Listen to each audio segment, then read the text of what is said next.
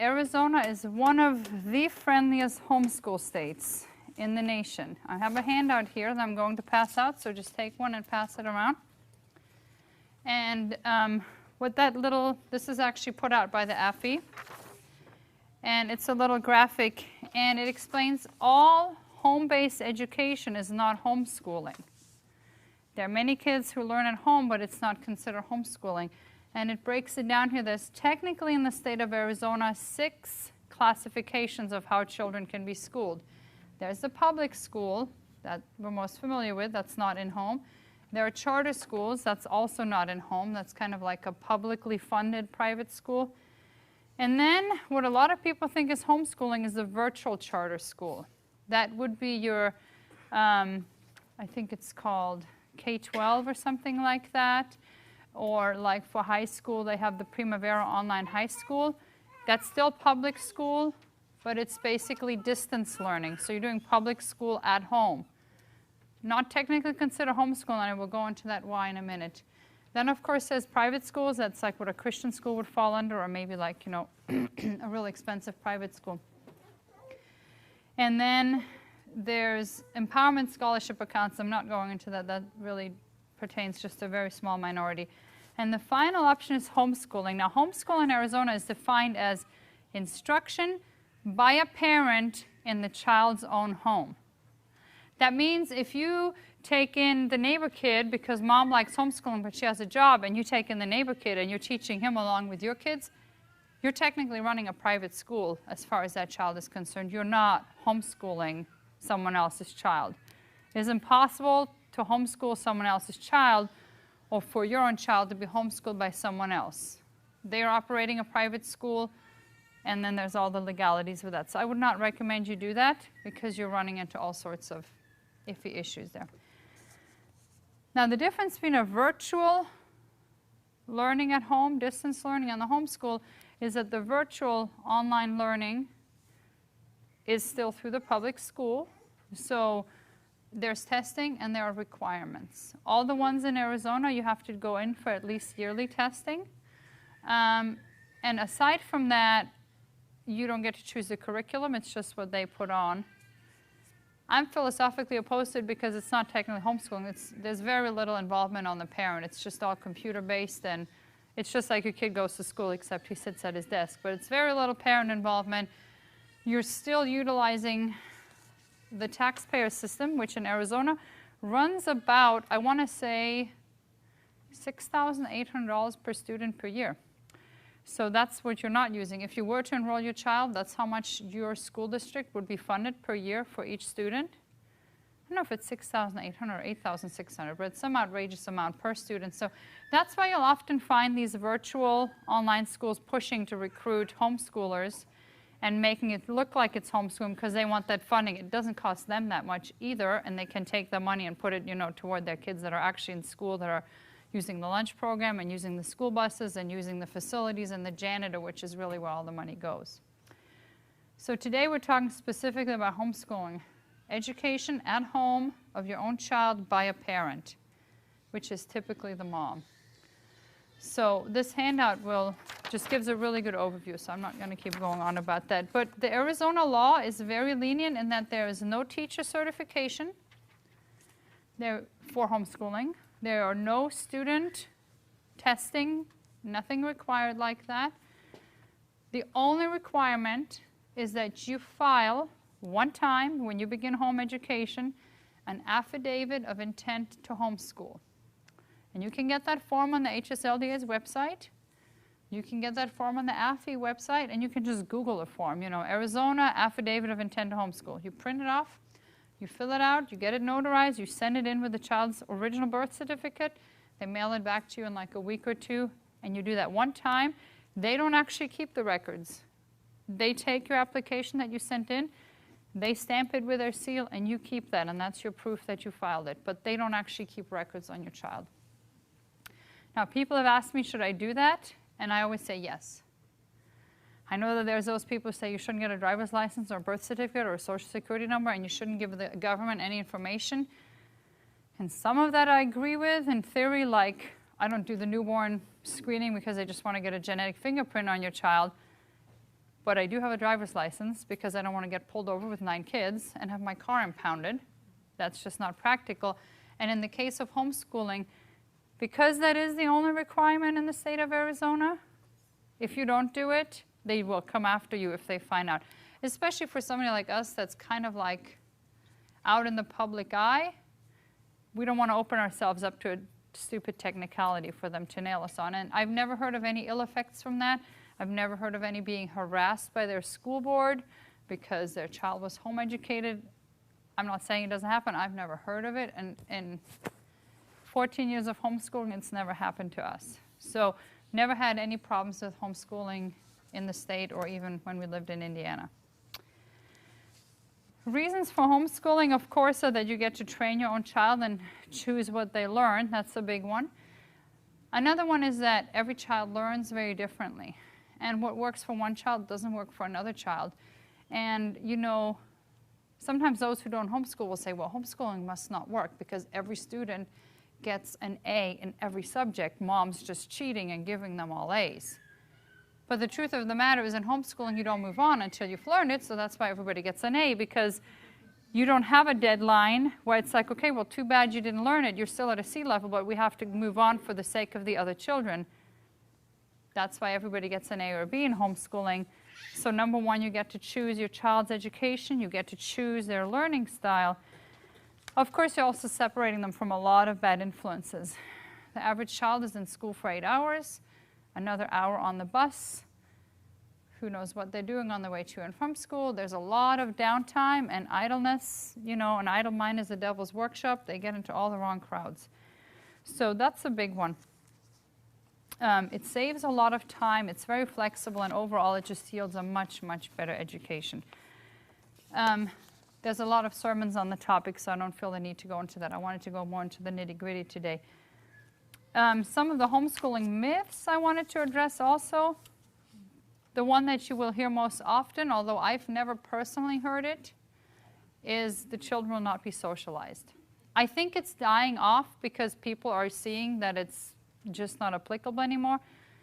Especially in Arizona, I believe the homeschooling rate is almost 10%. Almost 10% of students in Arizona are home educated, so you're not a weird one out there. There's a lot of us out there. And a lot of places here are very homeschool friendly.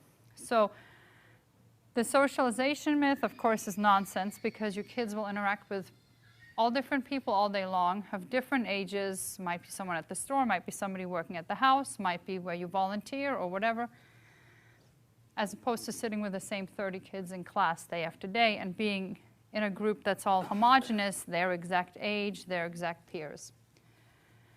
Another one, and this is not a myth, this sometimes can be true, is the parent is not qualified to teach the child. And many times that is true when you first start out. But if you start with your child when they're a preschooler, you learn with them. And you learn so much. And it'll actually take you back through all the school learning. And it will make you a smarter person, and you'll be better for it. So that could be true. So I don't recommend, okay, I'm going to start out with a high schooler and a junior higher and 2 in elementary school and a preschool. That would be overwhelming. So my recommendation is start from the beginning. Start when you only have 1 preschooler. And over time, you know, you keep adding until you have much more than just that 1 student. A common myth is that kids who are homeschooled cannot get into college. Not that that's a priority of mine, but that is not true, especially in the state of Arizona. In order for a child to receive a high school diploma, the parent simply writes the high school diploma for them, issues a diploma, and writes the transcript. There are requirements for what courses your child has to take to get a high school diploma.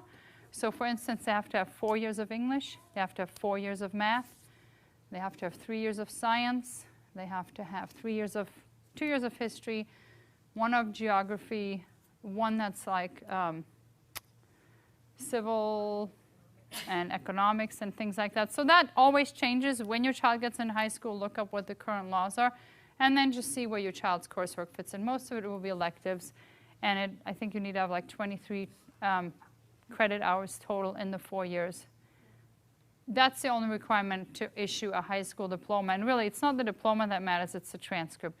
And because it's so common, most colleges, even though there's only 10% homeschooled students, they disproportionately recruit homeschooled students. They're like 25% of their enrollees are former homeschoolers. So that is not a concern. All right. I want to go on to explain different homeschooling styles, because if you were to go to a homeschool convention, which the AFI puts on one every year in Arizona, it's in July, and it's very informative. There's sessions that you can go to learn, and there's an exhibit hall where you can handle the materials and look at it. If you've never been, there's usually a discount for first-time attendees or a discount for parents with preschoolers who've never been. So I do recommend that, but it can be very overwhelming. You can walk in there and there's hundreds of choices. So I want to explain the different styles and try to kind of go through the fog. Now before I do, I want to say there isn't really a right and wrong way to do it. But there are some that are going to be easier than others depending on your circumstances. And of course, everybody's circumstances are different. I can only speak to mine. So there's a traditional homeschooling, which is basically just school at home. You take textbooks that were intended for a school setting, a classroom setting, and you use them at home. Now, in the realm of Christian publishers, that would be, for instance, a Becca book. That's a big one. Bob Jones University, Rod and Staff, Christian Light Education. Those are all like big publishers that sell textbooks that are parent instructed. The parent basically becomes a teacher and stands in front of the classroom, except they only have one student in each grade, so you're like, like a little old schoolhouse, and you teach the child one-on-one. And then you move on to the next one, and you move on to the next one, and you move on to the next one. That's the traditional method. Then the more eclectic ones would be like the Charlotte Mason method, unit studies, Montessori, maybe even a little bit of the classical education. The classical education is kind of midway between the eclectic and the traditional. And what those are is that you mostly just focus on being real academic in language and math. So in language, that would be reading, that would be grammar, that would be composition, spelling, handwriting, all that. That is on the child's individual level. And the math is on each child's individual level. But everything else, you cover together with all your students at the same time, and you just make it more focused with like a high school student, or expect more difficult assignments from them than you would from your kindergartner. Then there's self-instructional curriculum. And self-instructional curriculum is just that. It's curriculum that teaches itself. Each lesson has an explanation and maybe examples, and then the child works through it on their own, and typically it comes with answer keys so they can even check their own work. And then another method, if you want to call it, of homeschooling is unschooling. And unschooling is heavily child-led education. I don't just want to condemn it universally, because there are some aspects in it that have benefits, such as that it's interest-based. But overall, it's very non-structured, and I don't consider it a method, and I would not recommend it.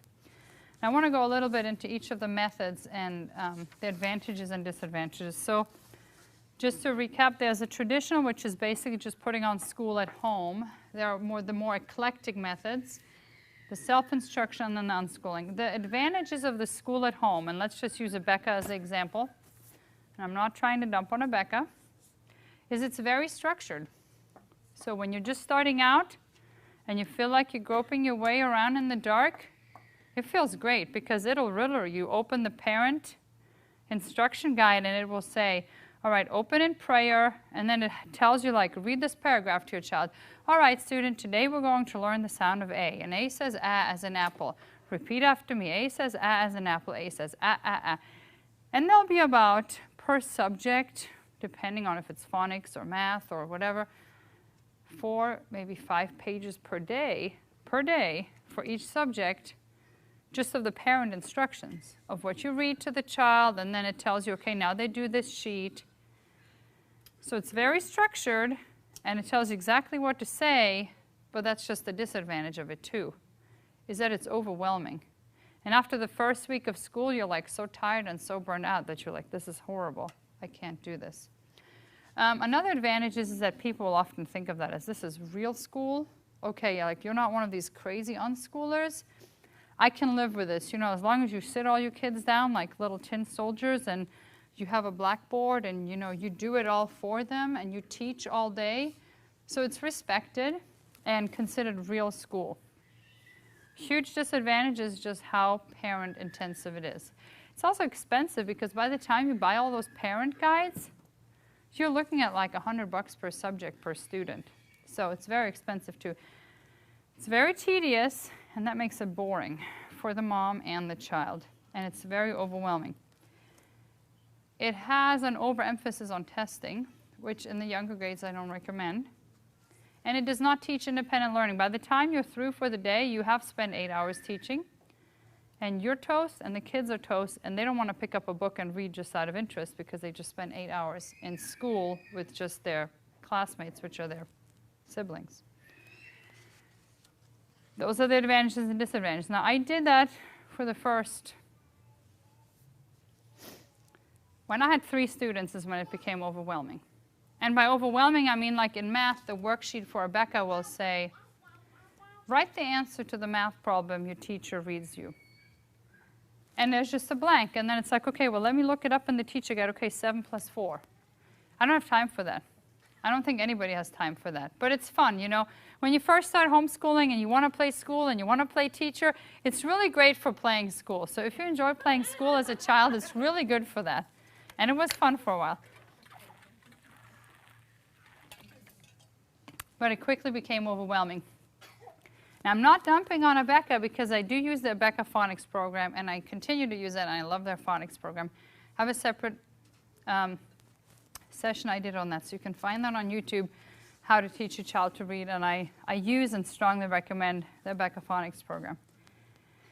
Let's go to the more eclectic. That's what I did for about 8 years. The eclectic methods would be like a Charlotte Mason, unit studies, Montessori. So these are all gentler. They're not just, let's cram academics into you whether you like, love, or hate it for 8 hours a day. It's more child-centered in that it's interest-based. And it has a gentler approach in general. It's not just heavy on the testing right out of the gate. A lot of them use living books and field trips and hands-on activities. Living books is simply real books that you can buy at a bookstore, that you can get at the library, as opposed to textbooks. Like the learning is not predominantly from textbooks. The learning is predominantly from real books, the way you and I learn. When a subject interests you, what do? You go on Amazon, you buy the books, you go to the library, you get the books, you read them. So that's what the eclectic approach is. And it's great because it's interest-based, it keeps the students' interest a lot more. It's not just sit down and do these sheets and write the answer to the question your parent tells you. The disadvantage is that sometimes it requires a lot of parent planning. There are ready curricula that use this approach. Big ones are My Father's World, Sunlight. These are all just the Christian publishers. I don't know if they're secular ones. Konos, which is an older one, but it used to be real popular back in the day. Tapestry of Grace is one of the newer ones. So these are ones where it's a prepackaged curriculum, and they tell you, okay, this week we're covering, it could be based by history, like going historically. It could be based, like the Konos is based on character traits, and it's 4 years, so you have like different character traits in each year in those 4 years, and then you learn everything connected with, like, say, chivalry or honesty, and then they're like with the chivalry, they bring in like the history about knights and things. So depending on whether you use an out-of-the-box curriculum or do the planning yourself, if you do the planning yourself, it's very parent-intensive, just on the planning part. So that can be very time intensive. If you get a ready one, it can be expensive because they basically pre-package it for you all the way down to like sending you a box of all the materials you will need for all the hands-on experiments. So it's a great option. I did do that for 8 years, and I'm going to go a little bit into what I use for that if that's the way you want to go. The third one, the self-instructional. The advantages, obviously, is that it requires minimal parental involvement. This is the second year that I've not had to write lesson plans, and that alone used to take me all summer. Because with the self-instructional, it's just, you know, the kids know what pace to work through because it lays out each week's work. And the best part about it, besides the parent involvement, is that it teaches independent learning.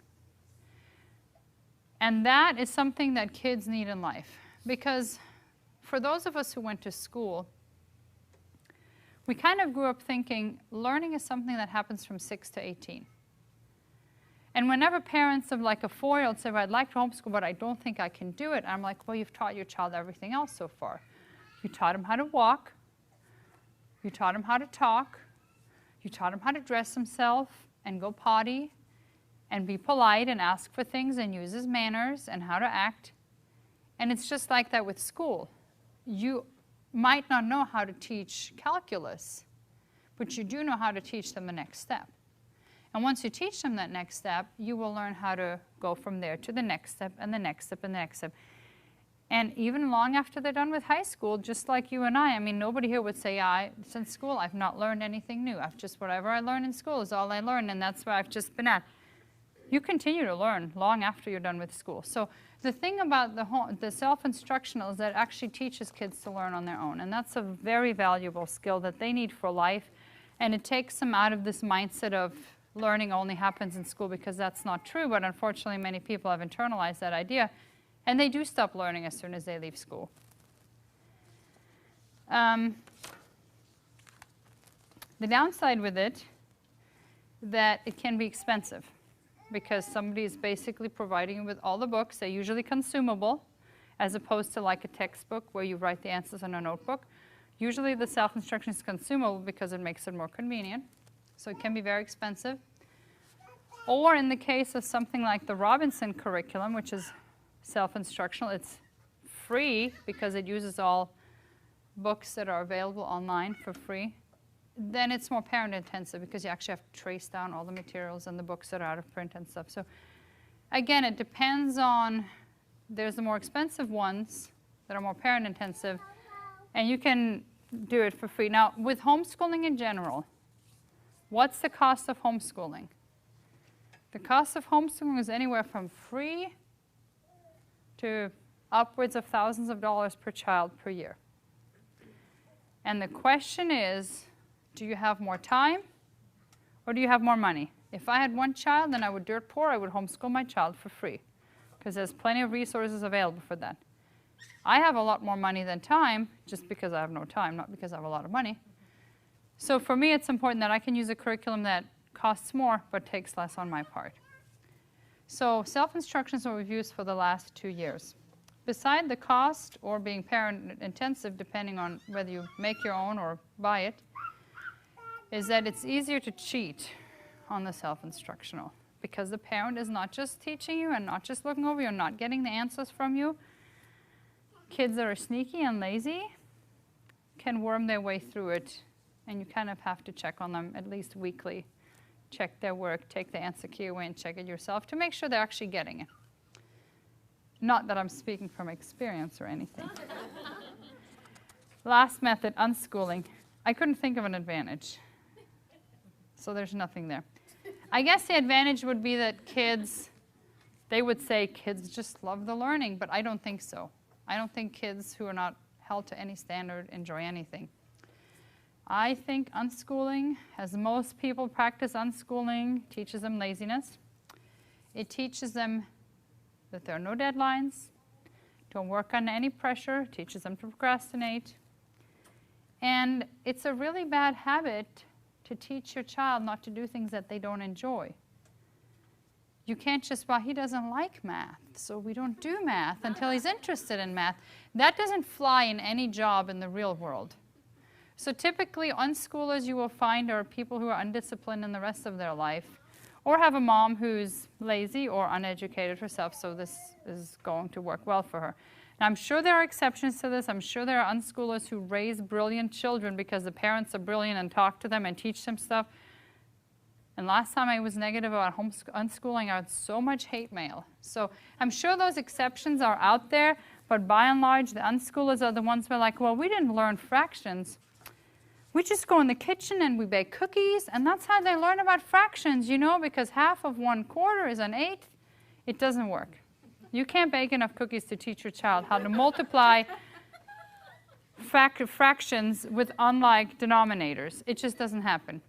And while I'm on that, this is my hobby horse anyway, so I find that most math in the United States checks out after 4th grade. Most people, not all, can do addition, subtraction, multiplication, and division. That's what's covered in your 1, 2, 3, and 4. In 5, you learn about fraction, and in 6, you learn about decimals and how to convert the one to the other and back. That's where most Americans check out in math. And you will talk to them, and it just goes right over their head. And then algebra starts in 7th grade, but because they already have 2 years of no math knowledge, most people check out after just the 4 basic operations. And it's because they learned fractions doing cookie cutters or something. So don't be that parent. So unschooling, I would not recommend. As far as curriculum, there is no set unschooling curriculum, of course. They might print a random worksheet, although a lot of them just don't like worksheets. Or you know the little workbooks you can buy at like Costco or something. Or they just get library books. And there's value in that. I'm not against that. But that alone, there's not enough structure there to make a good education out of it. That's a good thing to add as an add-on to your diet, but it's not enough to make a good education diet. So with that in mind, because I do not recommend, the 2 methods I don't recommend is either extreme. I don't recommend the school at home, the traditional, and I don't recommend the unschooling. I think one is too extreme one way, and I think one is too extreme the other. I think the eclectic works for smaller families, and I think the self-instructional works well for large families. That's been my experience. Now with that, I want to backtrack here a little to the reading and how to find good reading material. The most important foundation for homeschooling, the number one thing, if you only teach a child one thing, if you have to put your kids in public school, if you're a single mom struggling to survive and you have to put your kids in public school, or if you just don't want to deal with your kids because they drive you insane and you know, you don't want to be home with them or you just go nuts, and you're like, I'm just going to put them in a public Christian or public school or Christian school. I can't handle it. Whatever it takes to keep your sanity. But the one thing that every parent should do or every family should do is teach their child to read. Whether or not your child goes to school or is home educated, the most important foundation of the learning, besides obviously the Bible and wisdom from God, is that they learn to read. My husband learned to read from his mom, even though he went to school from kindergarten and up, and that's the number one indicator of how successful you will be in school. And how successful you will be in school gives you confidence for life. If you're always lagging behind in school, you think, I'm a stupid person, I'm not good at this, I'm just not the academic type.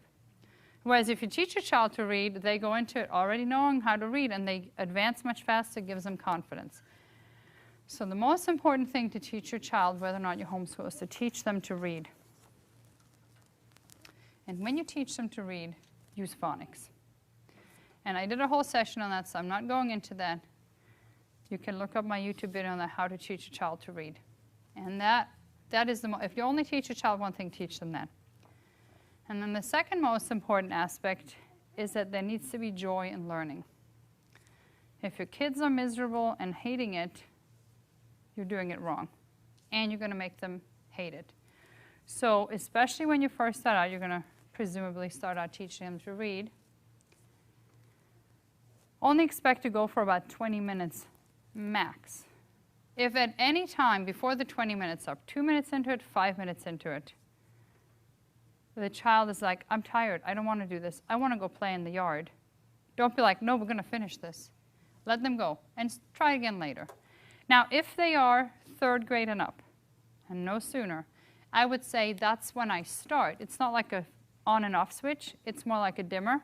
That's why I start gently saying, well, no, let's finish this page. Or, we've only been at it 5 minutes. Can we do 10? Or, okay, you can go now, but can we do 5 more minutes before lunch. And I gently start turning up the discipline. And I wouldn't say that it's probably not until middle school that I'm like, I don't care if that's what you want to do right now. That's what you have to do right now. You didn't finish your math. No, you can't go play in the yard with your siblings. So there has to be that, eventually that transition has to take place. But don't start out with that. That has to be no sooner than 3rd grade in my experience. So the 2 most important foundations is the reading and use phonics. And don't squelch that joy in learning. Now, from the reading, I'm going to go into book lists. People often ask me, how do you know what books your kids should read? Do you pre-read all their books? No, I don't. I would not have time to. With that being said, there are many, many great resources out there.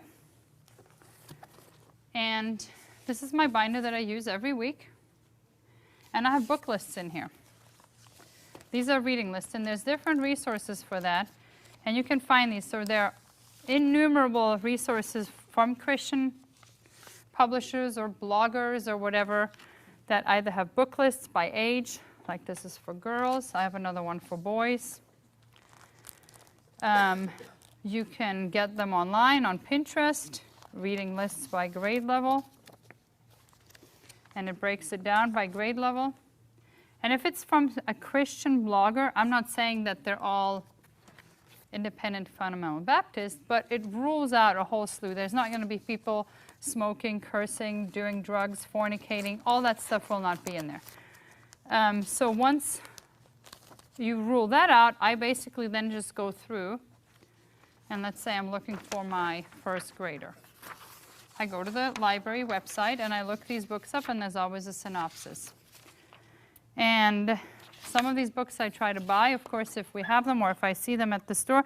But for most of these, I just write the library call number on there, and then I have it for future reference, and I can just easily get them. So those who I know I'm not going, like here's a list that I've done. I crossed out this book about Abraham Lincoln because I think he was like one of the worst presidents, so I'm not interested in my kids reading that. I would cross out anything by like, we don't do C.S. Lewis or Tolkien because it's like weird and occultic. So I cross those out. Books that I know that even though Christians read them, we don't read them, I just cross them out. Like the Chronicles of Narnia is crossed out. And then I highlight the ones that we have, so I know I don't need to get those again. And then the ones we don't have that I've looked up, I will write the call number on here. So then when I go to the library, I can pull this out and pull them up. Or what I typically actually do is I have, whenever I go to the library, I bring my library book list with me, where by section I've written down what books I want to get out that week. It just makes it easy when you go with kids. Or if you want to go during nap time and you only have an hour, putting that on there makes it a lot easier. So for the resources, I use book lists, reading lists off Pinterest. A huge one that a lot of people like, and you can just simply Google this, is the Robinson Curriculum book list that I've referred to earlier. You can just print it online. There's a lot of classics on there. You can't go wrong with most of those. And then another thing that I like to do is I like to use catalogs from Christian publishers. And one of those Christian publishers that does the eclectic approach that I was talking about is Sunlight. I'm not a representative of Sunlight. I've never actually bought anything from Sunlight, but I like to get their catalog. Because when you look in their catalog, the way they do it is that each year they have a different focus. So like American history, early American history, the pioneers, world history. So each year has a different topic. And then they have, with that topic, they send you a box of books that pertain to that topic. And it's like 40, 50, 60 books per year. But in the catalog, it breaks down which books they send you. And these are all real books. These are not textbooks. These are living books. And it gives a little synopsis. So I can read about it right there and be like, nah, I'm not interested in that. Or, oh yeah, that sounds like a cool book. And then again, I do the same thing. This is my new one, so I've marked this one up. I do the same thing where I just write it in where in the library you can find it. And then when I want it, I just add it to my list and we get it for that week. So that's another really good resource for where you can get books, is catalogs from Christian publishers. And I highly, highly, highly recommend the Sunlight one. And the Robinson curriculum one, like I said. Another one that I really like, and again, I've never actually purchased from these, I just use their catalog, is Total Language Plus. And this one's nice because they don't have that many in there. They only have like maybe 10 books per year for each student. And these are all classics. Like, these are all good books that my kids have all enjoyed. It shows you, it gives you the synopsis, and again, you can just write in the call number, or you can just, there's few enough here where you can buy it.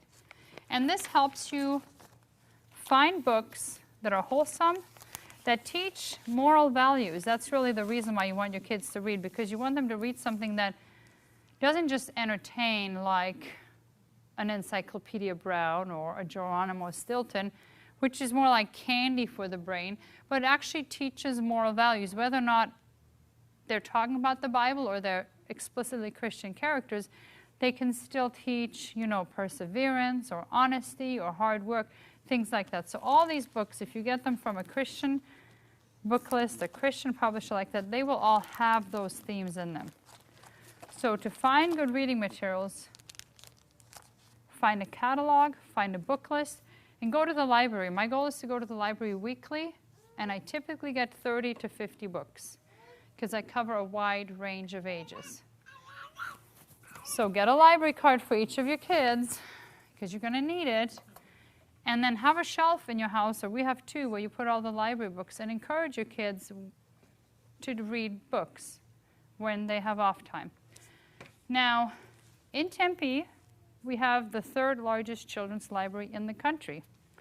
It's actually almost the first. It used to be the largest, and then like Chicago and one other library like added like 2 shelves to make it technically bigger. So it really is like one of the biggest children's libraries in the country. It is rare that I don't find a book on this list in the library. When I can't find it, I've always requested it. There's a form where you can request it, and I would say 90% of the books I've requested, they have ordered. They have a budget where they want to order books, and they never get enough requests to fill their budget. So virtually every book you request from them, unless their supplier doesn't have it, they will get it. So I highly recommend using the Tempe Public Library system. Better than the Phoenix one, because the Phoenix is broken into so many branches that you'd have to get it, you know, brought to your local branch. Much bigger than Chandler or Mesa. So I highly recommend that one. So no matter where you live, can you get a card at Tempe? If you live in the Valley. So you need to go down there with an invoice that has your home address, and I believe has to match your driver's license address. Go on the website, it'll tell you. And they also have a vast, and I do mean vast, selection of audiobooks. They have Overdrive, they have One Click Digital, and they just added Hoopla. And between those three, probably 50% of the books on these lists, you can get as an audiobook. So you just install the app on your phone, you connect your phone to the jack on your van or car or whatever, and you can play it while you're in the car. And you can get books in that way, you know, and it's wonderful. So the reading, besides just making the kids smarter because they're reading real books, and when you provide them with 50 books every week or every other week, they then read interest-based. You know, I'm not telling them they have to read all 50 books. I'm just like, these are the books, pick what you want. And they pick it and they read it. It also provides quiet time for them, besides playing video games or doing stupid things, because they will get into stupid things.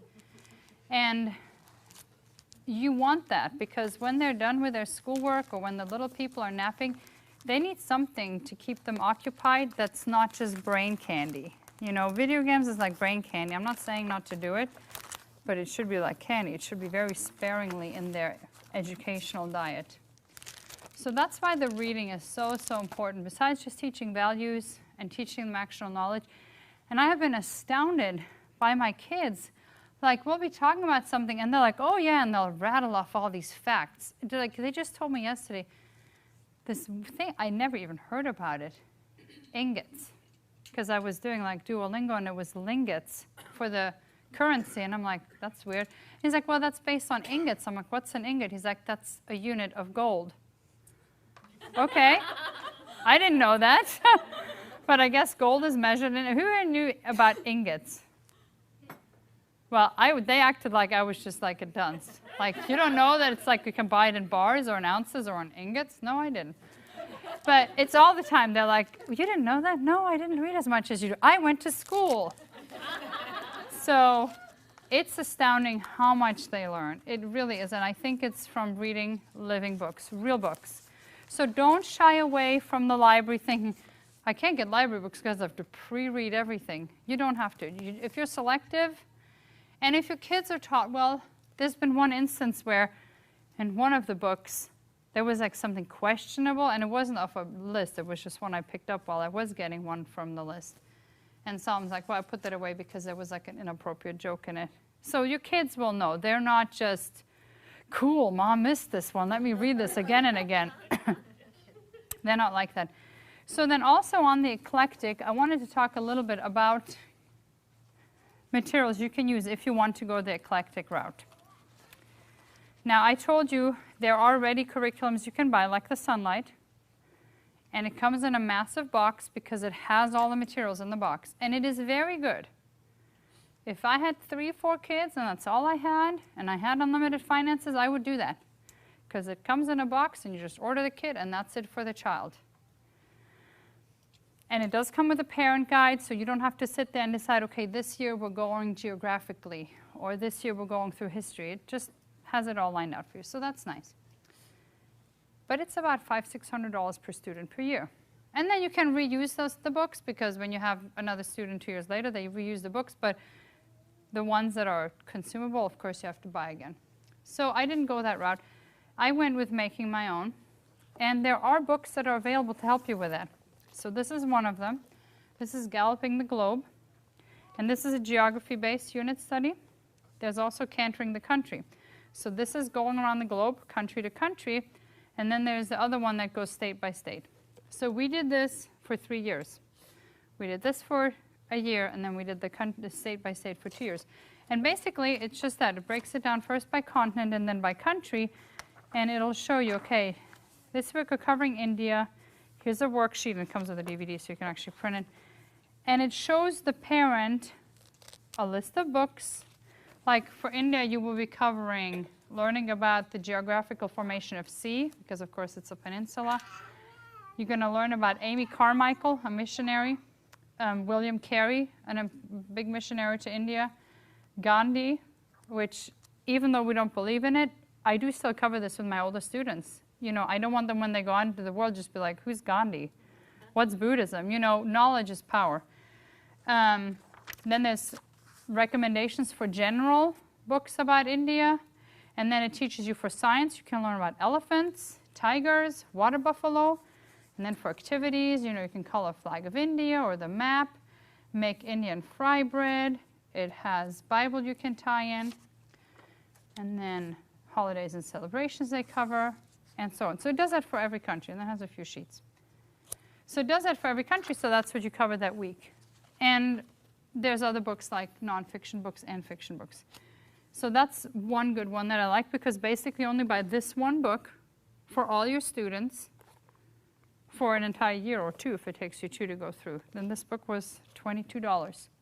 And every other book I got was from the library. It was from the book list. Basically, this is just a list of books. That's all it is, and ideas for activities.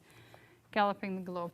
And the companion book, Cantering the Country, is the same thing. It's $22, and it just gives you ideas of how to do unit studies for 2 years. After that, we did 4 years of history. And again, for each year, I just bought one book for all my students. This list price is $37, but I know it's cheaper when you actually buy it from Rainbow Resource. It's like $30.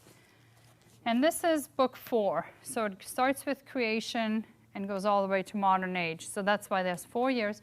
And again, it's the same thing. You know, I broke it into weeks.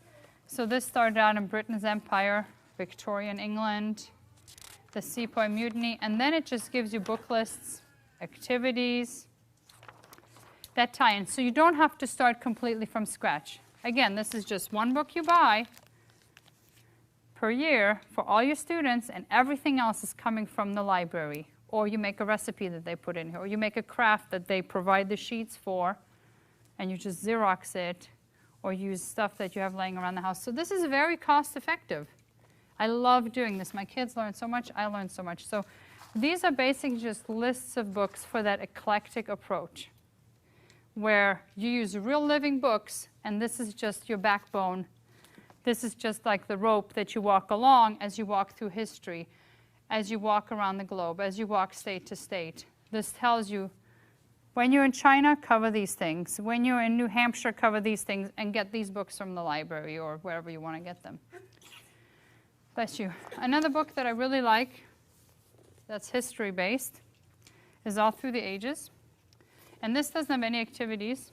This is strictly book lists. And this book is a wonderful, wonderful resource. It just breaks it down, going from creation to modern times in the first half. And in the second half, it's geographical history. So it'll like go through the history of Germany in historical order and so on. And it's strictly book lists. I mean, that's all it is. And it's broken down by grades. And it's broken into like literature versus nonfiction. And it can be overwhelming because each of these lines is a book. So there's about 7,000 books listed in this. It's more like an encyclopedia. So when you're like, okay, I want to learn more about the Sepoy Mutiny, you look that up and you find like 10 more books that you can get on it. So this is a really, really, really good resource. But it's not enough to make the curriculum itself. If you want to do unit studies and you don't want to buy the My Father's World or the Konos or the Sunlight, which is more pricey, if you instead say, I want to do that, but I want to get the books from the library instead of buying all these books that we use something like this or something like this. So I did that for 7 years, and I really, really liked it. When you do this, your child will still be on their own level for math and English, like I said earlier, because you cannot cover math and English in these. That's still, they have to be in their own curriculum. So I did that for 7 years with 7 students, but eventually it became overwhelming because to go to the library and get that many books and have to actually sit there, and you still end up teaching them a little, like, okay, we're now learning about China, and this is what we're learning about. You still have to go, but it eventually became too much. So I have now gone to self-instructional. Now, as far as self-instructional, there's some crossover, like the Christian Light Education and the Rod and Staff, which are listed in the traditional, are also somewhat self-instructional. So you can kind of use them as self-instructional. There's also for the math, the Saxon math is self-instructional for kids who are very motivated. But as far as curriculum that's fully self-instructional, I think the 2 biggest ones is Life Packs and the School of Tomorrow Aces Paces. Now the Life Packs is a Christian publisher, but they're kind of more liberal, not King James only. Personally, we only use curriculum that's King James only. So we went with Aces Paces. I actually taught in ACE school when we first got married for the first year, so I was familiar with it. And that is what I had been using for their math and English for several years now, because it is self-instructional. But it was 2 years ago that I switched all their subjects to it, because doing that became overwhelming. Now, we still do that as icing on the cake. And I'll go to the library now once a month and be like, okay, I know that Rebecca in social studies is learning about geography and the solar system, so I'll get her books on the solar system from the library. And I know that Miriam in science is learning about acids and bases, so I'll get her books on that from the library. So I do that in addition, but the pressure is off that I don't have to provide that if I don't have time because of whatever. I brought one as an example. Now again, I'm not saying that you have to use this. I'm just showing you the difference between the different curricula. In this particular one, my kids do 5 subjects. They do math, they do English, they do spelling, they do science, and they do social studies. I do not have Bible as a subject for my children, and I don't recommend you do because they get preaching, and presumably you read the Bible to them when they read it on their own. So I consider that enough. And they do the Bible memory from the bulletin and whatnot. In addition to this, of course, we also do field trips and art projects and more interest-based things. But I keep it to those 5. That's like the backbone, because that way they still have a lot of time for the reading of other books that's interest-based and just, strictly that. So the way this one works is that for each subject, so let's say social studies, per year there's 12 of these booklets. And that's how Life Pack works also, I believe. In a traditional school year, there are 36 weeks of 5 days instruction, 100 days of instruction. So each of these has to be worked through in 3 weeks. And that's literally the only thing I do is I'm like, okay, 39 plus test, that's 42 pages. So you need to do 14 pages per week. And all I do is I'll write in end week 1.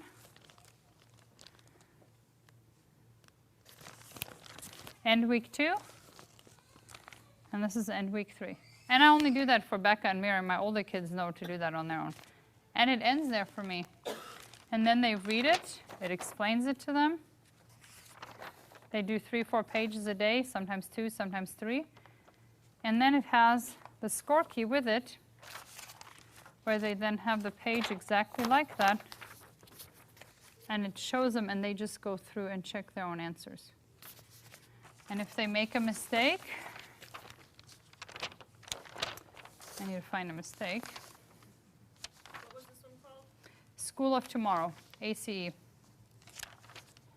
Advanced Christian Education. Okay, here's a mistake. So when there is a mistake, they are to put an X on the problem they got wrong, and they put an X through the page. And they score all their paces for that day. This is called a pace. And then they go and they do that in the house, in the kitchen, because of cheating. And there's no red pens allowed in the schoolroom, and there's no pencils allowed at the scoring table. So they mark it in red, and then they go back to their desk and fix it, and then come back and rescore it. And when they're done fixing it, they circle the page. So by the end of the book, before they can take the test, every page has to be circled. And some are X and then circled, but they all have to be circled.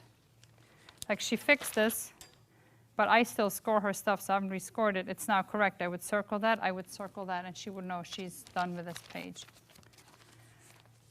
So 12 per subject and 5 subjects. Very, very helpful. This is a sanity saver. Yes? Sorry, I just got a text from Chad and Kathy. They wanted us to pray for them. Oh, To the hospital right now, and that's all I know. they transferred right now? I thought she was there. Texted, he said he's on the way to the hospital. Please pray for us. Okay. She texted me earlier and said that she was bleeding heavily. Oh, And that oh, placenta had detaching. a small abruption. Yeah. And so they had her in high risk Yeah. delivery, and she may they may develop do today. C-section. All right, well, let's interrupt right now and pray for them. Dear Lord, I pray that you would please watch over Cassie and her baby. Lord, it was already a very bad situation, and of course, these placental problems make it a lot worse. First and foremost, Lord, of course, I pray that you would spare the life of Cassie and the life of their unborn baby. And Lord, that if the baby has to be delivered today, that it would be as safely and as quickly and unintrusively as possible, Lord. And please give Cassie peace in the midst of this, and she must be so scared and nervous about the baby. And I pray that you would please guide the hands of the surgeons and the doctors and the nurses, and I pray that you would please just make it a miraculous recovery and outcome, and just as ideal as possible, Lord. The baby's only about 30 weeks, but I know there's a wide range of how well babies at that age do, and I pray that you would please just extend your mercy and your grace to them and help them through this and work a miracle in their lives. Amen. So this is self-instructional. Now the downside with this one, it's not inexpensive.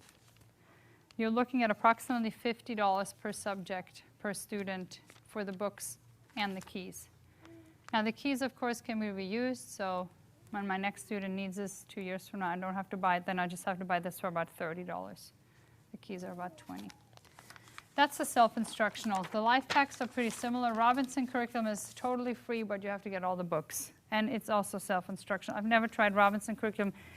If that's something you're interested in, talk to Karen. She's been doing that for years, and she's really good with that. And then, of course, the unschooling, I already said.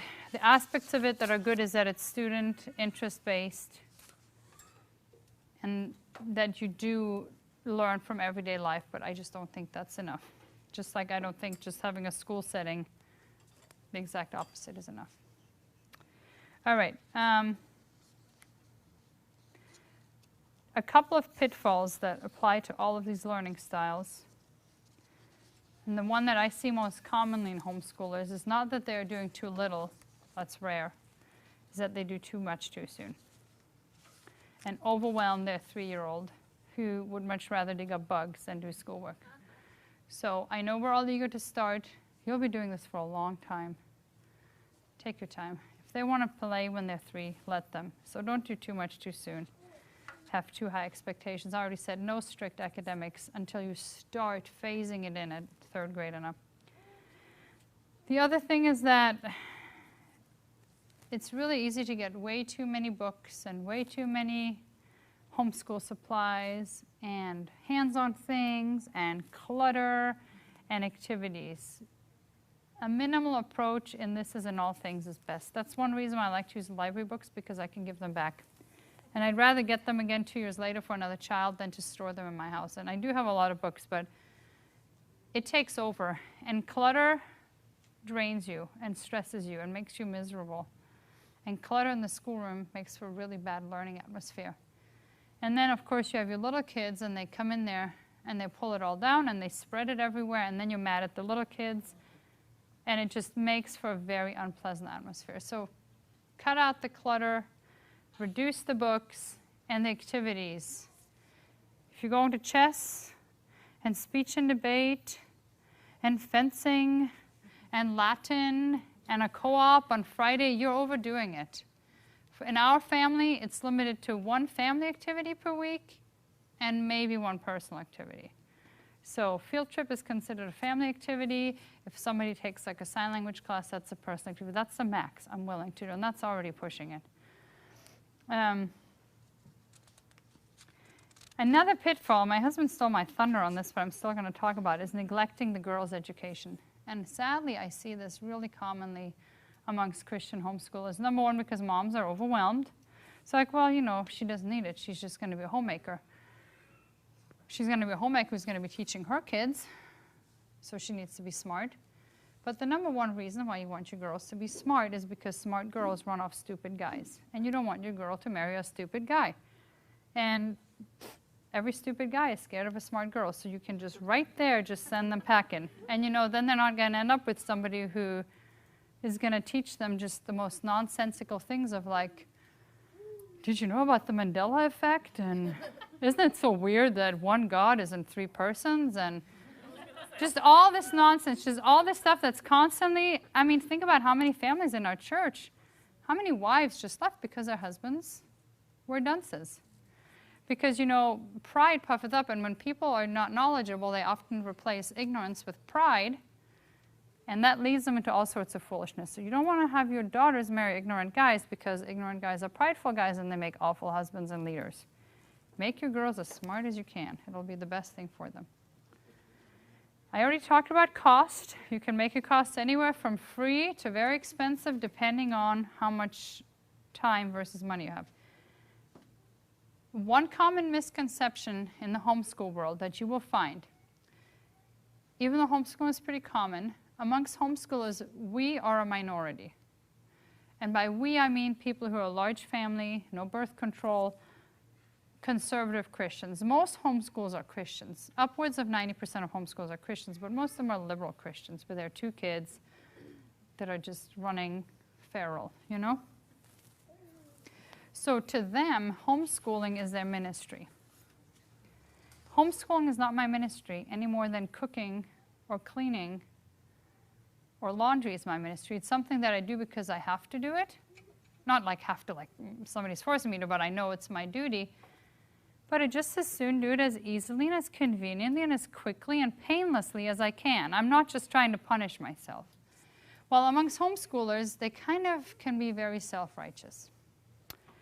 And they like to just think that the more you suffer as a parent and the more you like are burnt out, and teach, you know this, you've seen this, right? The better of a homeschool teacher you are. Like if it's not painful on mom, she's doing it wrong. And that's why they then go and, drive their kid to a different activity every day. It's like they think they're earning Girl Scout badges or something. Or they take the kid to, like, I never get the speech and debate. Like, who signed, my kids need like a class on how not to speak and debate. I don't understand who these parents are that like actually intentionally take you don't need a class on that. You need a class on be quiet and do as you're told. So they like to punish themselves. So part of the reason why the self-instructional curriculum gets a bad rap, and don't let this get to you, is because they're like, it's too easy on the parent. And I was in a homeschool group, and this mom said, well, I used to use ACEs, PACEs, and my kids loved it, and they got all A's, and they would complete their work so quickly every day. I switched them to a different curriculum because I thought it was too easy. But do you think I made the wrong decision because now they hate learning? They've all fallen like a grade level or two behind. I have to nag them all day.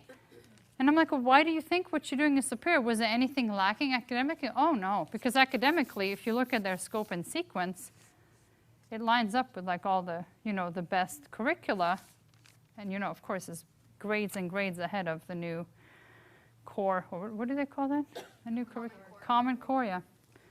No, it didn't lack academically. She just felt that learning had to be painful. Like if it's not like a drag, like you drag yourself to work, then it's not. Knowledge is easy to him that understandeth. If you understand something, you enjoy doing it, and it's easy. That's a good sign. So don't let people dissuade you like you're a bad homeschooler if you don't take your child to a different activity every day. You're a bad homeschooler if you don't want to stand at the blackboard and teach 7 kids in a row. And when you look at a curriculum like Abeka, here I'm bagging on them again, if you go to their website, they have a sample schedule for multiple grades. And it gives you like a kindergartner, and I think a 2nd grade and a 5th grader. And the schedule is broken. It's like a nice table. And it's broken into 15-minute increments, starting at like 8:30, going like down to 2:30 in the afternoon. And it shows you like your 3 students. So at 8:30, it shows you for each of them, the box that's shaded in gray is who mom is working with. So the kids, some is shaded in, that's where mom's teaching that particular child, and then some is not, that's where the child then does the work that mom assigned. From 8:30 when they start till 2:30, mom is in some shaded in area the whole entire time. I mean, there's no bathroom break, there's no coffee break, there is a lunch break. And we all know how much of a break we get in that half-hour lunch break. I mean, right? We all just sit down and take a break. So from 8:30 until 2:30, mom is on her feet nonstop with a different child because Abeka isn't telling you not to use birth control.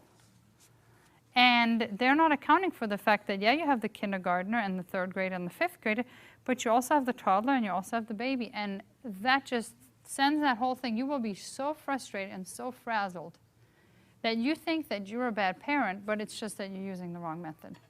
So make it as easy on yourself as you can. There's no glory in, I'm a better homeschool parent because I suffer more. And like one of these things that you'll see where parents suffer is lab. Your high school student needs lab. And they need to dissect a cow's eyeball. And they need to have these frogs in the freezer that they're going to take apart. We do 0 lab. Because a lot more effective than doing the experiment and more efficient is you crack open a book and you're like, okay, this is what happened. Here's a picture of it. Okay. And you can get in 5 minutes with 0 cost, which you could do by taking your whole kitchen apart and getting, a cow's eyeball all over the place. And if you just want to see it, you could even just pull up a YouTube video. So some of these learning methods are really inefficient, and they're just to keep mom busy because she wants to feel like she's a teacher. I don't identify as a teacher. I identify just as a mom, and that's just one of them. Like I don't identify as a laundress or a chef or a chauffeur. It's one of the many hats I wear. So my number 1 advice to moms would be make it as easy on yourself as you can. And that does not mean that the kid's education suffers. They can have a solid education with a self-instructional curriculum. Or if you have a little more time because you have a fewer kids, the eclectic approach is also I would recommend one of those 2, and neither of the extremes of school at home or unschooling. So that's a myth. If it's not hard, you're doing it wrong. Now, just a few last practical tips. I think I'm wearing everybody out here. Is have an area where you do schoolwork. Have a schoolroom, or at least a bookcase. If you're very limited on space, have a bookcase where you put all the materials, where they can get them out, set them on the table to work, and then put them away again. Don't have a cluttered schoolroom or a cluttered school area. In general, try to cut down on all clutter in your house, of course, because it'll drive you nuts. But try to have a set place for all the materials and a set place where they do school. Keep it organized and keep it minimal. All the little stuff that they don't use, it's just the toddler's going to just be making a mess with it. And be consistent. Have a schedule where you expect certain things of your kids. Don't just let them run amok and, do whatever. That will drive everybody insane. And of course, having well-disciplined children is the only way to survive. If your kids are swinging from the chandeliers, you're going to be frazzled, you're going to be run down, and nothing's going to happen. If you have babies and toddlers, I recommend either always having one of the older kids watch them or doing schoolwork while they nap. Now, when we use the ACES PACES, my kids can get all their schoolwork done during nap time. That gives us the morning for them to help with chores, go on errands, go swimming in the pool, go to the playground with their siblings. Their morning is off where we do field trips, once a week usually. And then in the afternoon, while everybody's napping, they can do their schoolwork. If we do it to where one or two of them are watching the kids and the other ones do schoolwork, then during nap time, they can read silently. Now, I say nap time because every child in my house, and I strongly recommend this, that's younger than first grade takes a nap. And I learned that from my grandma, and I didn't like it then because she put me down for a nap when I was 6. And my mom was the same way, and they're like, you'll understand when you have kids. That was very good advice. Kids that are not in first grade need to take a nap. By first grade, they can read enough to work and start working on their own independently. And then they're silent during nap time. Everybody else takes a nap. So there's not a big time frame each day where the toddlers and the baby are unattended. And by using something self-instructional, it requires so little hands-on. It's just here 5 minutes, there 5 minutes. That I actually have time to deal with, like I just have the 2 kids because the other ones are at the schoolroom table working. So that I found cuts down a lot. I know there's other recommendations like have activity bags for the toddler and do this. When they're playing on their own, they just make a mess. I don't want to deal with the activity mats and the puzzles and the manipulatives. I don't want any of that. I just want to send them out in the yard where they can play with sticks and that I don't have to pick up. So minimize, and you should be able to get all bookwork in a day done between 2 and 3 hours. If it's more than that, you're doing too much. And that 2 and 3 hours can easily coincide with nap time.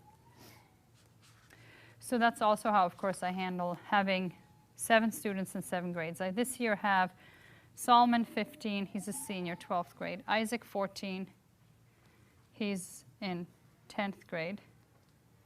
Is that sophomore?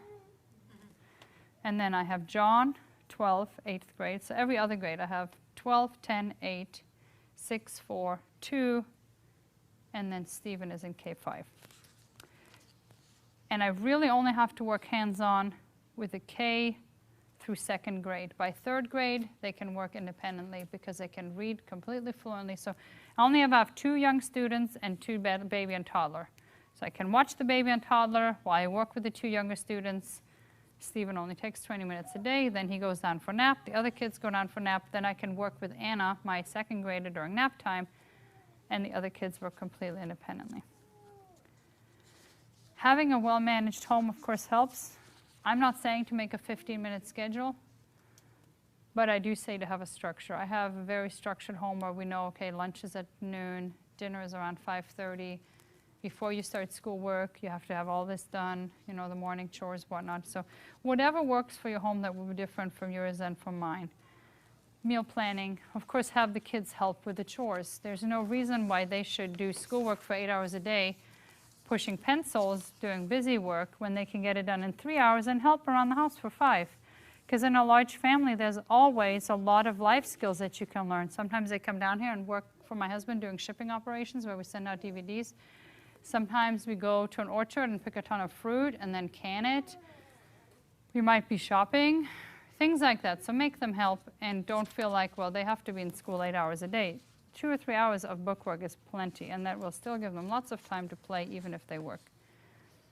And of course, you need to have the right attitude. If you feel overwhelmed, figure out ways to simplify because you will burn out. This is a long-haul marathon. And do whatever it takes. You'd be better off teaching your kids less and not losing your mind than feeling like you have to live up to someone's expectations. The truth of the matter is, even if you unschooled your kids, they would still come out knowing more than the public school kids. So when you compare it to that, whatever you do, you're still coming out ahead of their peers. Because they learn so much in church, and then they do have an interest to learn on their own. They will pick up books if you teach them to read. If you're overwhelmed, cut down the clutter, cut down the activities. Just simplify, simplify, simplify so that you can keep the right attitude. Because if you don't, your mental health will suffer. And when your mental health suffers, your health suffers, your marriage suffers, your child rearing suffers. It all goes downhill from there. That concludes everything I have on here. Now, if anybody has any questions, I'm doing a Q&A. But if you don't have any questions, all right, so Brother Chris is going to turn this on. Okay, do you ladies prefer to speak into this or that you say the question and I just repeat it loud? Okay, Brother Chris, don't turn it on. I'm going to repeat the question. All right. Okay. Do you do any kind of gym? Do I do any kind of gym? So, yes, for years we did. There is a program here for homeschoolers. There's several programs, so I don't want to promote one particular one. There are many in every state and in Phoenix. There are many programs for homeschool PE. And we have been going to one for years. I know some other people who go to it, where you meet with other homeschoolers, and there's like an actual coach there, and we would go once a week. This is the first year we're not doing it because my kid's like, Mom, those kids are so liberal. They're always talking about Star Wars, and this one kid just, Isaac got in a conflict with him because this guy is talking about John Lennon and Yoko Ono. And Isaac called Yoko Ono a really bad word. He's like, you know, she posed on an album cover nude and, you know, called her a derogatory term. And this child just freaked out and notified the parent, and it melted down from then. He's like, well, he's pushing this like this is good music. And I was like, look, let's just not talk about it, but they keep pushing it. So my kids are like, let's not do that. So my husband's going to do PE with them this year every week. But there are lots of good programs out there. So yes, I would say do PE every week. The 4 fundamentals that I think every child should have, and everything else will fall into place, is language and math, because that will give them good structured learning, and that will make them intelligent people who can actually think. So I think every child should do language and math, PE, because they need that physical outlet, and I think they should do either music or art or some creative outlet.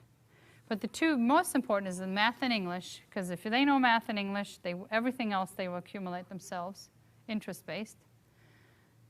PE, because they need that outlet, especially the boys. And whether you do that on your own or with a group, and some creative outlet. So, does that answer your question? There's lots of programs for homeschoolers as far as PE. So once you have 9 kids, you can make your own PE group. But when you only have 2 or 3, you probably should join a group. My other question was languages. Do you do like is there a place the library that pastor recommends? Is that what you do with your little kids? Like, You mean foreign language? Yeah. So the question is, do I do foreign language with my kids? Yes. The library has many programs. And again, they're an online electronic resource. And that actually runs through the Phoenix Public Library. So even if you go to the Tempe Public Library website, they redirect you to the Phoenix Public Library website. And programs that cost, if you were to purchase them privately, you can use it. If you log into your library, you can use it for free. You can have the app on your phone. My kids really like Duolingo. That's just a free app. They really enjoy that. I don't want to be dogmatic about it because we do speak English and they don't need a foreign language to succeed in life, being English as their first language. But learning a foreign language helps your brain to develop areas that you would not otherwise develop. With that being said, I would not teach my kids a dead language. I know a lot of homeschoolers like to do, especially the classical approach, you know, the speech and debate and chess people. They like to do Latin. It's a completely worthless pursuit. And this is coming from me who did Latin for 7 years and graduated with Latin as one of my subjects. It's mildly helpful because like a lot of root words go back to it. But if you want to learn Latin, learn Spanish or Italian and or French, and you get that same exact benefit, but you can actually use it. So I would never recommend wasting time on learning a dead language. In Arizona, of course, Spanish is wonderful because the only way to learn a language is not from a book. You actually have to speak it.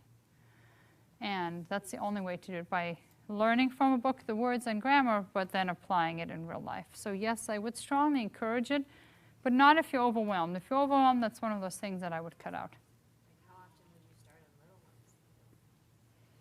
When you start? I'm going to speak to my experience. I started in 5th grade with English. English was my first foreign language, and I didn't start until I was in 5th grade. Now, I was bilingual at this point, but everybody else in my class started in 5th grade also. And I almost flunked out of the Smart Kids school because of English, because I was so really bad in English.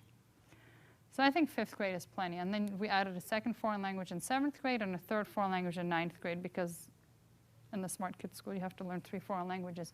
So I don't find it useful to teach kids a foreign language when they're 2 and 3 unless you're bilingual and you're actually speaking it with them.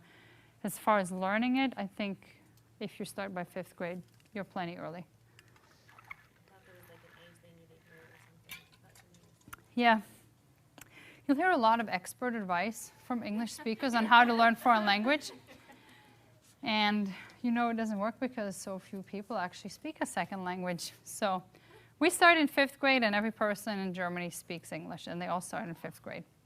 So I think that's plenty early. And I don't think you can be like, I know, you didn't start early enough because you speak so bad. So 5th grade, I would say, is plenty, because then they can also work on their own.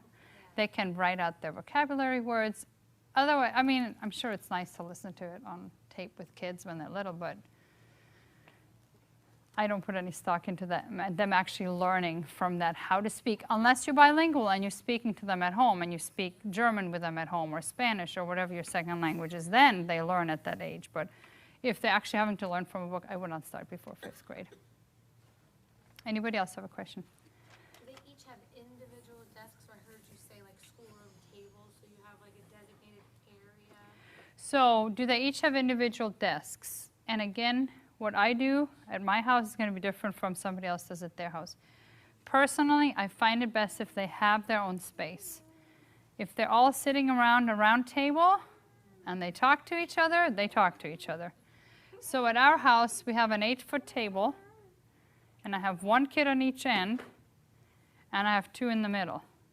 And I make sure that this kid and this kid, farthest apart, are the ones that are like the most wanting to talk to each other. Like my 2 boys are there, and then I put 2 girls between them that they don't want to talk to.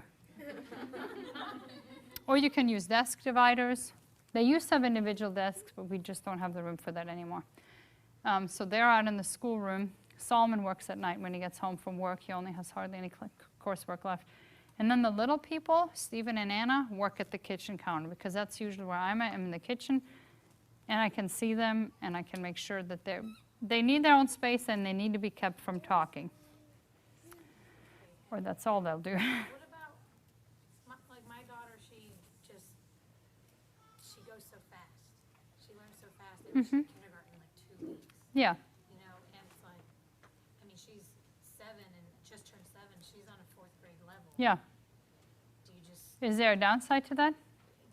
you know, No. So she's saying her daughter is really advanced and going really fast. If she's enjoying it, let her go as fast as she wants. And that's the nice thing with the self-instructional, with these things.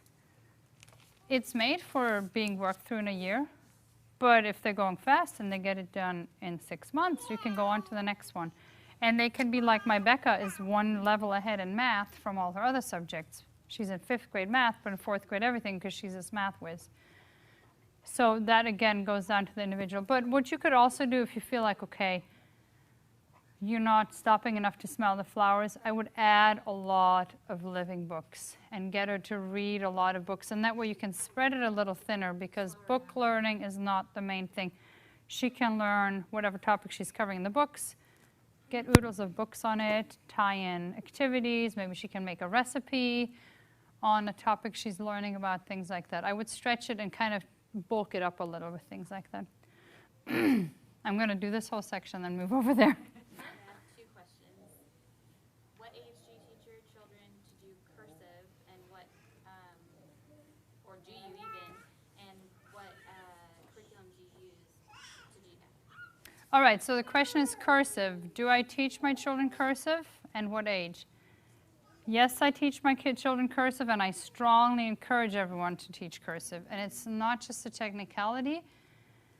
By writing and connecting letters and making it fluent, it helps build connections in the brain that you will not get from just writing print only. So yes, I'm a strong believer in cursive. I'm not a strong believer in starting it too early. So I like to use for cursive the Abeka cursive tablets, but they start at K4, and I've never yet had a 4-year-old that enjoys writing cursive. So I start with print, and not until they are good in print, which typically is 3 years, do I transition them to cursive. So typically K4, K5, 1st, and usually even 2nd grade, I have them do print only. And 3rd grade, they transition into cursive. Now, there's different options. You could, in 3rd grade, break out the Abeka K5 writing tablet and have them go through it. I've done that. Sometimes kids balk at that, like I'm in 3rd grade and you're giving me a K5 writing tablet. So when the kids balk at that, another one I like is Pen Time. Pen Time is just one about 80-page booklet per grade. It's not associated with this, it's just a booklet like this. And they start cursive transition in 3rd grade. So you can use it for the print, and then in 3rd grade, they really just start learning the strokes. So it's like a mix between print and cursive. And then in 4th, they start with cursive. Or in the ACE curriculum, it transitions them to cursive in their English curriculum beginning in 3rd grade. So depending on what you use, I introduce it in about 3rd grade. And there's different options for doing that. You can do the Abeka, you can do the Pen Time. The curriculum you're using might be doing it. But yes, I definitely do cursive, and I start in about 3rd grade.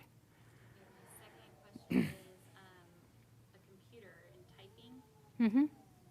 What age do you start that, and is there any like computer program that you like? Good question. Okay, so typing. Again, yes, I definitely encourage your children to learn to type. Very important. I don't think it's beneficial much beyond a video game before age 10. And that's already early.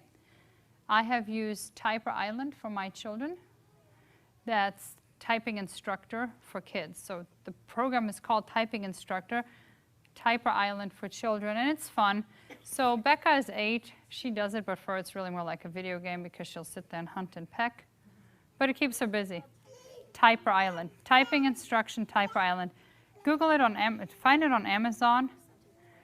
You can either get the CD-ROM, or what I recommend, what I do is I always do the download from Amazon. Because then if you scratch the CD-ROM or whatever, you can just download it. Amazon keeps all your files, you know. So, and then for the older kids, so Solomon learned with that because he was done learning by like age 12. He was like a whiz. Isaac went through the whole thing, but he was typing real slow because he's like really good about, you know, going under the radar with his schoolwork. So he graduated from the whole thing, but was very slow and hit and miss. So I actually got him the typing instructor, the adult version, and he's working through that now. It's not as distracting, and he actually has to sit there and type. So either of those, depending on the age, I would recommend. You said the first one, that could be used for like a 6-year-old? Yeah, it can be used for a 6-year-old. I mean, I don't know how much they're going to retain, but like Solomon probably learned that when he was 8 years old, and depends on the child. So I would say the earliest I would start at 6, probably more 8 or 10. And then with an older student, I just use the adult typing instructor. It's the same software, but the adult version. But yeah, definitely make them learn to type. And like, if they're always looking and going like this, I put like a light receiving blanket over them so they can't look at the keyboard, because otherwise they'll do this and never really learn to type. In 2017, you want your kids to learn to type. All right, any more questions on this side?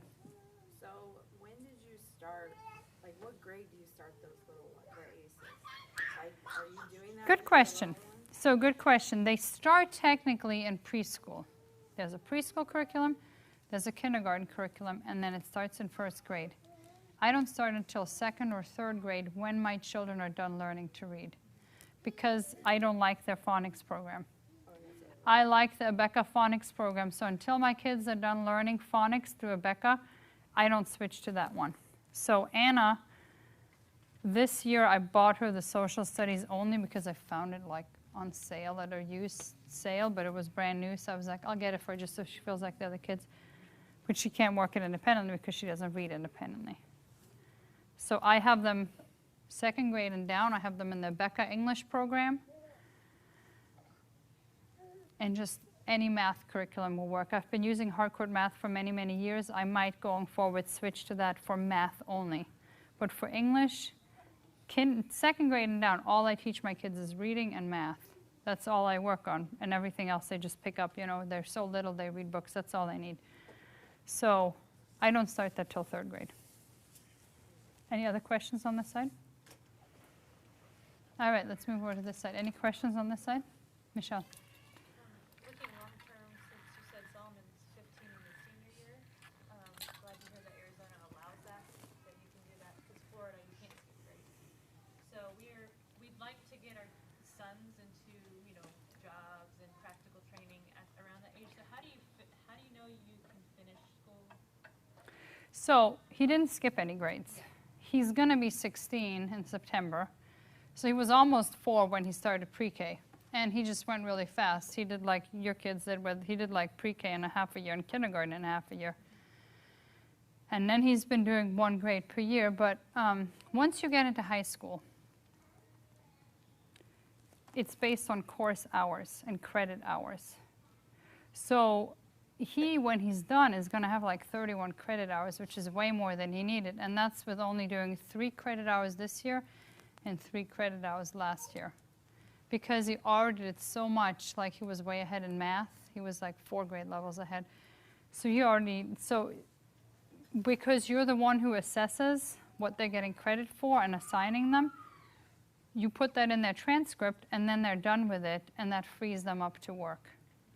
So of course there's child labor laws. In Arizona during the school year, they're only allowed to work, I want to say 8 hours a week or something minimal like that. And then during the summer break, they can work more. But with homeschoolers, they can't really enforce it because there's not really such a thing as summer break versus not. So I would definitely for the boys, I would encourage them to, the earlier they enter the workforce, the more successful they will be and the more financially independent they will, and it keeps them out of trouble too. So because it's all based on credit hours, if they have completed the work, put it in their transcript and they're done with it, and then that frees them up during the day. Does that make sense? Arizona's okay with. So what's your oldest student? Yeah, they're okay with that. There's no, compulsory school age ends at 16. So if he finishes up in December, I will issue his diploma, I will issue his transcripts, and he's done with high school. There is not, for high school, there's not really it doesn't really go by grade, it goes by credit hours. Did you have a question? So like, okay, so my oldest is Boaz's age. So what are you going to do with Boaz this year? Nothing. Nothing? Okay. Nothing. When you have an older student, both to keep them from trashing the house while you're reading and to start the ball rolling, I have him sit with me while I do phonics. So when I do phonics with Anna, I have Steven sit with me. And when I do phonics with Steven, I have Boaz sit with me. But they're just sitting on my, one is here and the other is there. And he just has to sit there. So that's the only thing I do. And that's all. And I just do a lot of reading with him, picture books, just keeping him with me throughout the day. I don't do anything with him at that age other than that. Start at 4 or 5 then? I let the reading determine it. So when they are ready to start reading is when they start K4. How can you tell when they're ready to start? Well, when they can retain their letter sounds. And they show an interest in it. So that starts K4. With Solomon, it was earlier because he was my only child, and I was motivated more. You know, that eager first-time parent, like, learn this, and they have a different personality. So I don't think there's a set age, but typically my kids learn to read at ages 5, 6, 7. So K, first and second. But they could start K at age 4 if they're like ahead of the curve or whatever. So it just depends on the child, and expect the first one to go a little earlier.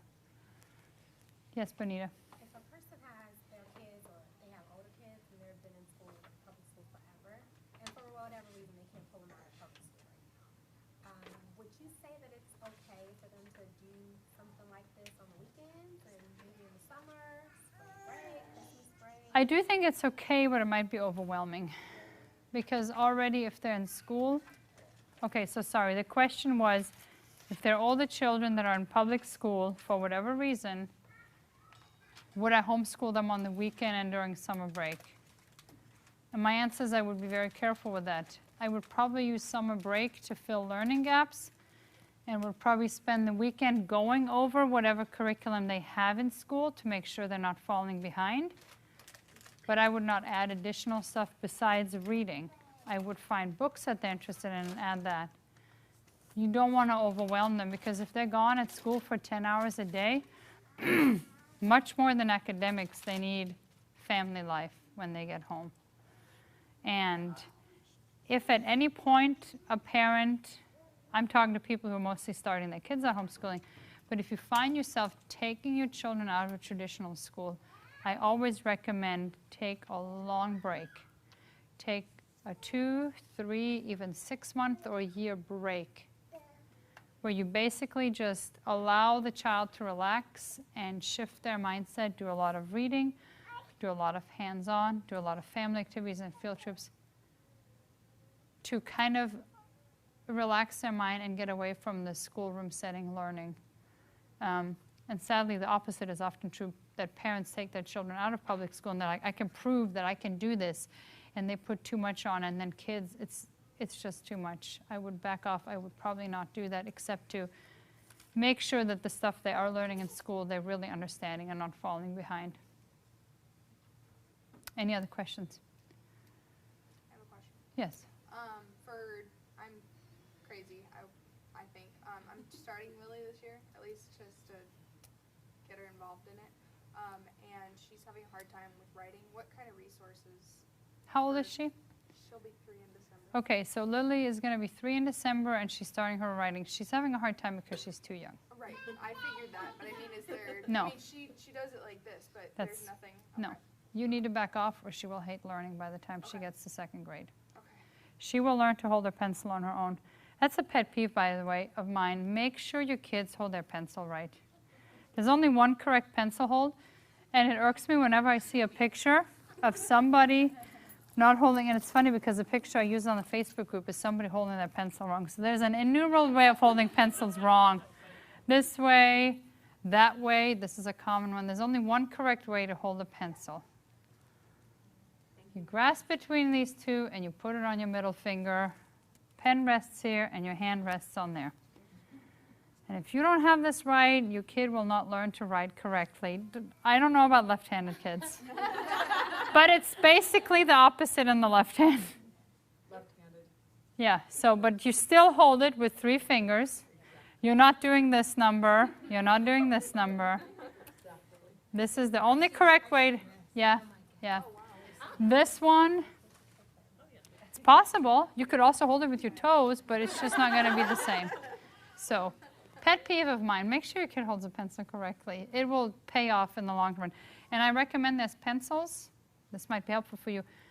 Chunky pencils that are triangular, Okay. where you put 1 finger here, 1 finger here, 1 finger. Faber-Castell is a great brand. I get all my kids the Faber-Castell pencils when they first learn to write. They have them in the chunky, and then they have them in the thinner version. So, go ahead. Musical instruments. Musical instruments. To write that. Yes, so I'll get back to that. But honestly, I would totally back off in Lily's case. That is way too early. If she doesn't enjoy it, you're too early. Well, I didn't want to. And the reading comes along before the writing. The motor skills, their mental skills, my challenge with young students is always that their mental skills are ahead of their motor skills. They can add 4 plus 6 is 10 long before they can write the answer 10. So that will frustrate them because they feel like they're bad in math because they don't have the motor skills to write the number 10. I do writing long, the reading long before I do the writing. I mean, Anna, if you saw her writing, you'd be appalled. She's 6 years old and her writing, but it comes, especially with the girls. I would totally back off. That's not a good first skill to teach. When do you teach them how to pen write though? When they first start writing. Yeah, so Boaz is still doing this number. Well, actually he's doing this number, and I'll try to have him hold it like this. But I just let them scribble, and eventually they go to this. And then when they start writing and they try to do it from them, I'm like, hold your pencil right. So, and I find using the triangular pencil is much better than using the pencil grip or pencil hold that you can put on because it's so chunky and fake. Musical instruments. So I do think musical instruction is very important. That's that fourth thing where they need that creative outlet. So if at all possible, yes, but at the same time, I wouldn't drive myself crazy with it. I know there's inexpensive instruments like a what? Yeah, or what's that other one? Not the flute, the recorder. You're going to drive yourself nuts. So whatever it takes to preserve your sanity. I like the piano. The reason why the piano is an easy instrument because all the notes are laid out. On a guitar, you have to find each note. On a recorder, you have to find each note. On any brass instrument, you have to find each note. The piano kind of lays them all out, and it helps the child understand music theory. So the piano is a nice one. Lessons, of course, are not inexpensive, but it can be self-instructional. And you can find pianos for free on Craigslist and FreeCycle. So I would recommend that, but don't drive yourself nuts over it. Age to start? So when our kids do lessons, they do 5 days a week practice. And they have been doing lessons for many years. This is the first year that we're not doing it simply because I can no longer, I'm to a point where I cannot get to the lesson every week at the same time. There's just too many variables in my life. The baby might be teething, somebody might be sick, my husband might be out of town. This is the first year in 10 years that we're not doing piano lessons. So I'm moving the kids on to working on their own on the piano with my husband's piano course, and Solomon can also teach them a little bit because he, of course, plays really well. So when you don't have as many kids and as crazy of a life, lessons are definitely a wonderful thing, or self-instructional, and I think the piano is a great beginner instrument, starting at probably age 4. Any other questions? Yes? Might be weird, but you were talking about how the homeschooling is parent instructing the child. So let's say you get to a point where in 6th grade or so, you know how you said we retain a lot of math. Uh-huh. When mom is struggling with helping a child that's struggling in that area, would you encourage or recommend a tutor, either for, I guess, or the child, and does that take away from the parent teaching, like by law? Like, would that be? Okay, so the question is that if I needed help instructing the child in any particular subject, typically we're talking math, would I hire a tutor? Would I recommend that? And does that impact the law of homeschooling? So no, it does not. You're still considered homeschooling even if you have somebody helping you. And yes, I would recommend that. Although there are other resources. For instance, now we have Khan Academy with a ton of videos. So for math, you have that. A lot of curricula come with DVDs for the higher level math where they have, like the Saxon math has like a DVD where each lesson is explained on a blackboard by a teacher. They can pop that in. Or really, ideally, as the mom, you would work through that with them and read the instructions, especially in the self-instruction. I've not had kids come to me with math problems because it explains it well. And if you have those learning gaps, you really should work through it yourself to learn that. But in general, no. There's nothing wrong with getting a tutor any more than like going to PE group or participating in a co-op or something, and does not affect the law of you being considered a homeschooler. But just for the parents' own benefit, I would say try to work through it and learn it yourself as you go, because it'll benefit you later. And on that note, that covers a point that I forgot to mention, computer use. There are a lot of curricula that are entirely computer-based, self-instructional ones included. What's that one that's really popular? Switched on Schoolhouse. And that's a Christian one. They actually, that same publisher has a secular version. Even though they're a Christian publisher, they have a secular version. I think it's called Monarch or something like that, that they use in public schools. And I find it really disingenuous because in their public school curriculum, even though they're Christian publishers, they teach evolution. And I contacted them, I'm like, why do you do that? And they're like, well, you know, we just feel that it's better to reach them with something than nothing. And I'm just like, no, you're just in it for the money. But even aside from that, and they try to hide it on their website, like it makes it look really different, but I know because a student who had been doing Switched on Schoolhouse at home switched to public school, and she's like, this is identical, except they switched that out, and they like removed all Bible and made it like, you know, politically correct. So then I like dug into it and I found that out. But the other reason why I don't want to do anything computer-based, and this is why I would never do the virtual academy, is because I think it's really bad for kids to sit in front of a screen for hours a day. It's just not good for them. And learning from a book, the Bible is a book. We learn from books. Learning from a book is a really good, important skill.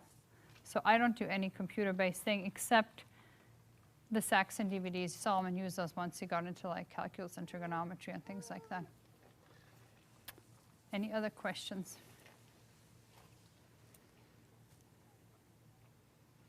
All right, well, if nobody has any questions, we're good. Thank you so much. I hope you learned something and were able to take something away from it. I'm going to have the handout online once I release the video. So thank you so much. Have a wonderful night.